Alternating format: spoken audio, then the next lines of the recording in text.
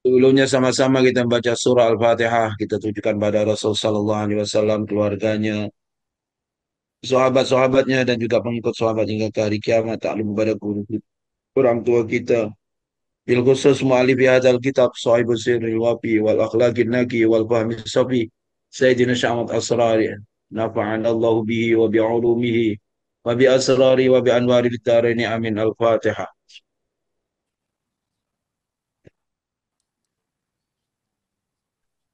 Bismillahirrahmanirrahim. Alhamdulillah rabbil alamin wassalatu wassalamu ala syurga. Ya Rahman, Ya Rahim, Ya Latif, Ya Karim, Ya Allah, Ya Azim, Ya Fatah, Ya Alim, Miftah Qulubana, wa qulub ahlina wa zuriyatina bi futuhil arifin, wa faqina fid din, wa alimna ta'wil, wa hdina ila sawa'is sabil. Allahumma rizqna ya Rab, wahman nabiyyin, wa hiwzal mursalin, wa ilhamal malaikatil muqarrabin, bi afiyatin ya arhamar rahimin, wa sallallahu ala sayyidina Muhammadin, wa ala alihi wa sahbihi wa sallam, walhamdulillah rabbil alamin. Bismillahirrahmanirrahim. Qala al-musannifu rahimahullah wa nafa'ana bihi wa bi'ulumi fid dharain amin.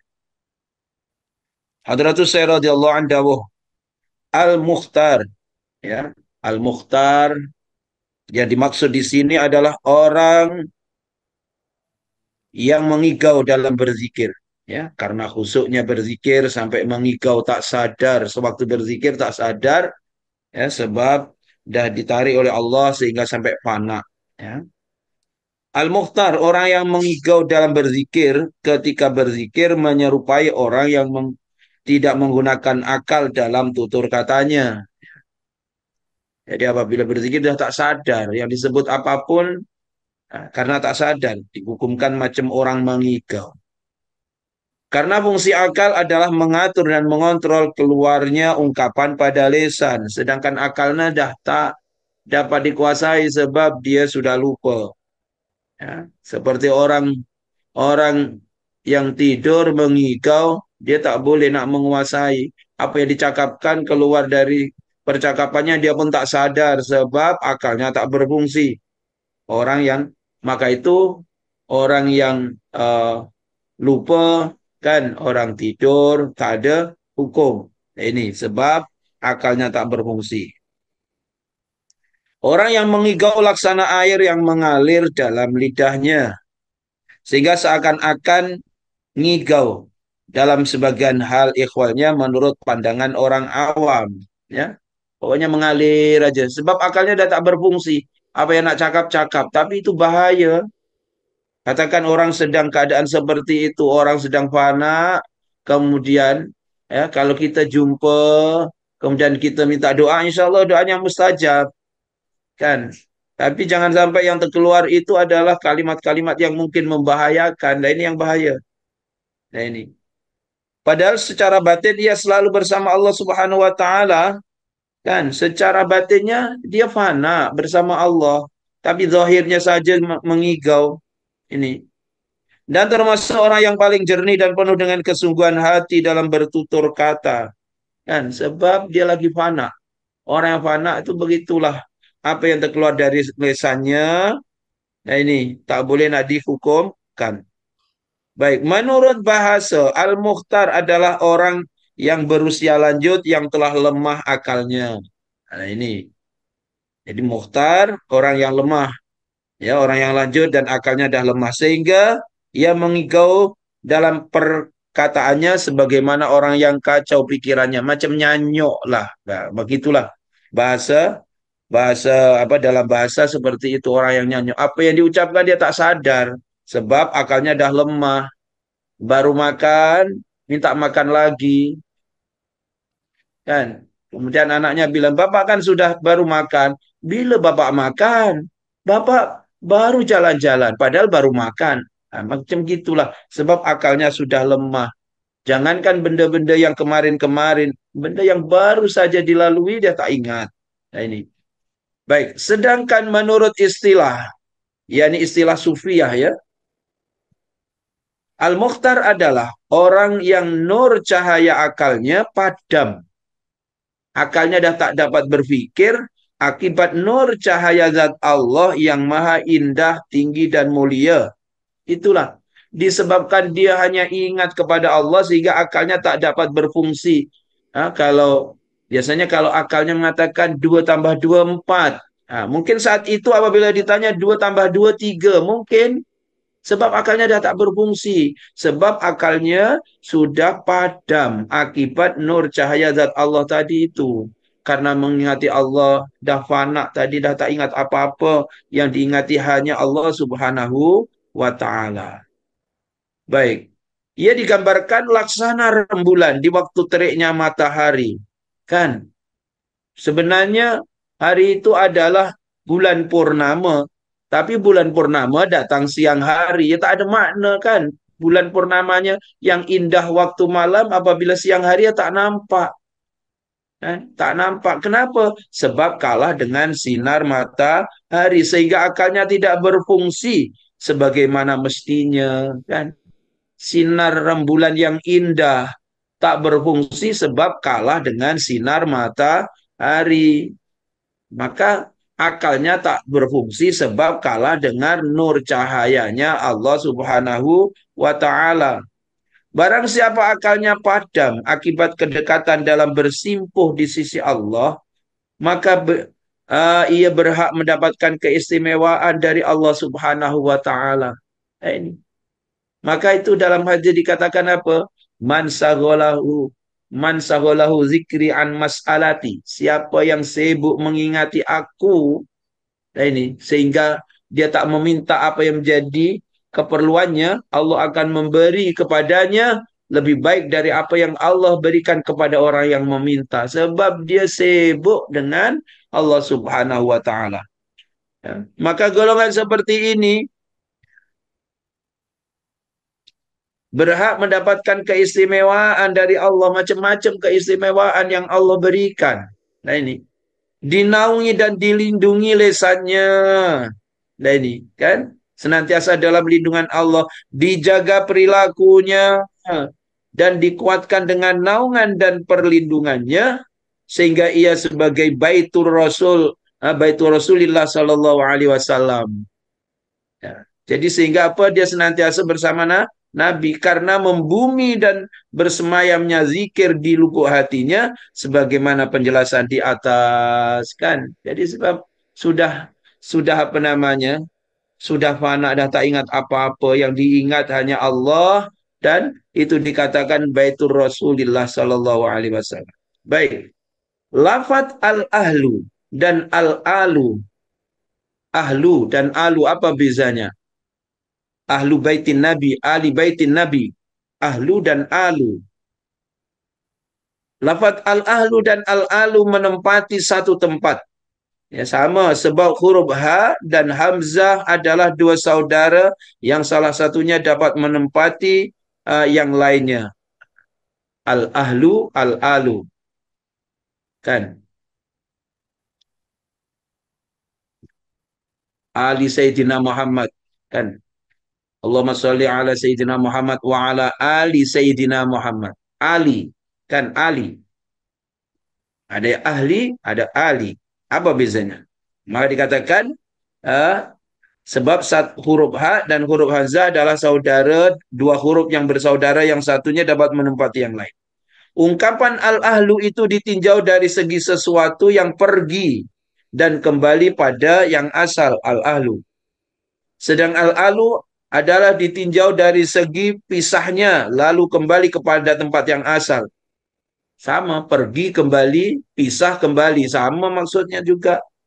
Sementara yang dinamakan nasab, apa? Ahli dengan ahli tadi. Ya. Ini kena paham betul-betul. Sebab Indonesia, fenomena sekarang, ahli bait. Ahli bait. Ahli bait itu sekarang macam mana? Macam-macam kan sekarang di Indonesia, ya Allah, ujian. Apa nak sibuk-sibuk, minta DNA lah, apalah. Tak nak percaya. Kayaknya. Jadi kena paham betul supaya kita tidak terfitnah, ya, supaya kita tidak terfitnah. Yang dikhawatirkan kita terpengaruh, akhirnya kita ikut-ikutan. Betul lah, ini pembohong lah. Nah, macam jangan sampai terikut-ikut. Nah ini. Baik. Sementara yang dinamakan nasab itu dikembalikan pada induknya, ya. Oleh karenanya Ahlul Bait adalah setiap orang yang nasabnya dikembalikan kepada induknya, Ahlul Bait. Ya. Demikian juga Ahlul Bait Rasul. Sebab Allah Subhanahu wa taala telah menjadikan beliau sebagai sosok teristimewa di sisinya dan terpilih untuk berzikir kepadanya. Nah, ini. Sehingga dalam segala urusan hati beliau selalu kembali kepada Allah Subhanahu wa taala. Pokoknya Rasulullah itu dinamakan Abdullah sebab senantiasa kembali kepada Allah. Ya. Bersumber dari sisinya. Semuanya bersumber dari Allah. Tutur katanya kan, tutur katanya semua bersumber dari sisi Allah. Kan? Wa ma yantiqu 'anil hawa in huwa illa wahyu yuha.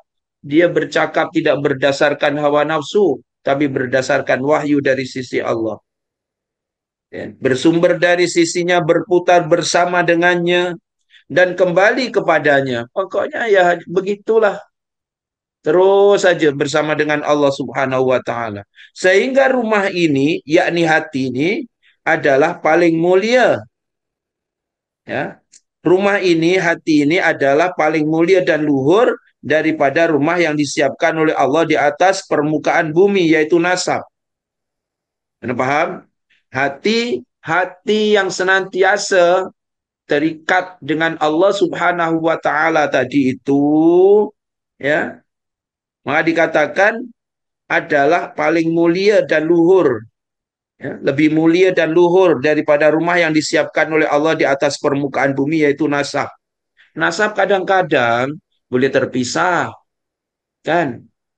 Kalau memang dia senantiasa beringat kepada Allah, maka bagus. Tapi kalaulah hanya nasab itu karena hanya keturunan, tapi ya tidak seperti ataupun tidak senantiasa ingat kepada Allah seperti induknya, maka lebih baik yang hati yang senantiasa kembali kepada Allah tadi.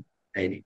Sehingga rumah ini, yakni hati, lebih mulia daripada rumah itu. Jelas. Sehingga rumah ini, yakni hati yang senantiasa terikat dengan Allah, senantiasa berzikir kepada Allah tadi, lebih mulia daripada rumah itu, yaitu nasab. Apakah kalian tidak mengetahui?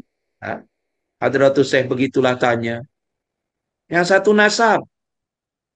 Memang nasab. Maka itu yang diperjuangkan kan. Satu nasab. Mengalir darah di dalamnya. Tapi yang satunya, apa namanya, mengalir dalam dirinya terus ingat kepada Allah. Mana yang lebih mulia? Allahu a'lam. Begitulah. Sesungguhnya nasab dikalahkan oleh penyandaran amanah kepada Nabi. Ya. Sebab dia senantiasa apa namanya, senantiasa berzikir kepada Allah, kemudian dikatakan dia adalah Baitur Rasul.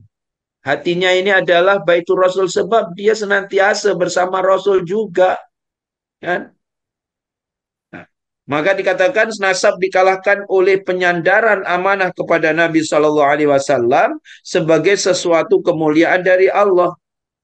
Pertama kali dengan penyandaran nasab kepada nasab berupa Muhammad bin Abdullah. Ya, baik. Jadi penyandaran nasab kepada Nabi Muhammad. Selanjutnya dengan penyandaran kemuliaan berupa Muhammad Al-Amin. Ya, Muhammad Al-Amin. Rasulullah terkenal mulianya disebabkan amanahnya. Terkenal dimuliakan karena Al-Aminnya. Sehingga walaupun kafir Quraisy, dia tetap percaya kepada Rasul, bahkan menitipkan barangannya kepada Rasul sebab Rasul itu Al-Amin. Ya, bukan Rasul disebabkan bin Abdillah, tidak, karena Al-Aminnya itu. Ya, karena apa? Amanahnya itu. Karena penyandaran yang kedua ini lebih mulia dari penyandaran yang pertama. Yang pertama berupa Muhammad bin Abdillah. Yang kedua Muhammad Al-Amin. Muhammad yang amanah. Dan, jadi mulianya karena sifat amanahnya itu. Nah ini. Ketika beliau Shallallahu Alaihi Wasallam diberi kemuliaan berupa derajat kenabian dan kerasulan yang lebih mendominasi pada nama beliau, bukan beliau disebut Nabiullah. Yang lebih mendominasi pada nama beliau, maka beliau disebut Nabiullah dan Rasulullah. Kenapa? Sebab telah tertanam dalam jiwanya Al-Amin. Kan Al-Amin tadi itu, sehingga apa? Kemudian Ahli Sunnah wal Jamaah menetapkan sifat wajib bagi para rasul yang ada 4 itu. Kan salah satunya adalah amanah atau Al-Amin. Ini. Demikian juga beliau memiliki Baitun Nisbah, ya, Baitun Nisbah kediaman di Madinah, dan Ahlu Baitin Nisbah keluarga nasab. Ketika beliau Shallallahu Alaihi Wasallam diberi derajat kemuliaan, kenabian dan kerasulan, sehingga derajat tersebut lebih dominan daripada Baitun Nisbah dan Ahlu Baitin Nisbah. Nah, ini yang lebih dominan adalah sifat Nabi atau sifat Rasul. Maka setiap orang yang hatinya kembali kepada Allah dan mengikuti aturan atau koridornya, maka termasuk dari golongan Ahlul Bait. Allahu Akbar. Moga-moga Allah Subhanahu wa taala membimbing kita dan membimbing kita mempunyai akhlak yang baik. Kemudian mudah-mudahan dari akhlak yang baik itu hati kita pun menjadi hati yang baik, hati yang suci, dan mudah-mudahan dari situ Allah akan datangkan, masukkan nur cahaya Allah dalam hati kita, sehingga moga-moga dengannya kita menjadi golongan yang mengenal Allah Subhanahu wa taala. Yang ma'rifat kepada Allah Subhanahu wa taala, insyaallah, amin ya rabbal alamin. Rabbana fa'na bima 'allamtana wa 'allimna ma yanfa'una wa zidna fahma. Allahumma arinal haqqa haqqan warzuqna ittiba'ah, arinal batila batila warzuqna ijtinabah, bi rahmatika ya arhamar rahimin. Wa sallallahu ala sayyidina Muhammadin wa ala alihi wasallam walhamdulillahi rabbil